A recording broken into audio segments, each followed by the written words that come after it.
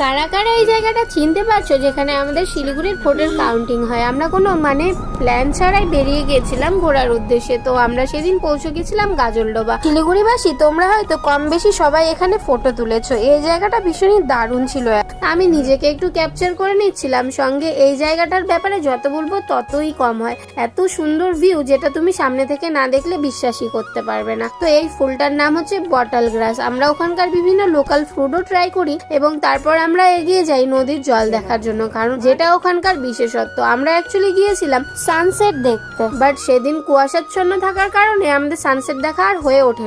কিন্তু আমরা সেখানে একটি খুব ভালো জিনিস ট্রাই করি, যেটা নাকি আম মাখা ছিল, আর তার টেস্টটা ছিল দুর্দান্ত। তোমরা যতক্ষণ সেটা ট্রাই না করবে তোমরা কিন্তু বুঝতে পারবে না। সো যাই হোক, আমরা সেখানে ঘোড়ার সাফারি দেখে তারপর আমরা একটা দোকানে গিয়ে বসেছিলাম, যেখান থেকে বেরিয়ে আমরা দেখি গাছের ওপর ময়ূর ডাকছে। আজকের ব্লগটা এই পর্যন্তই, দেখা হচ্ছে কালকে।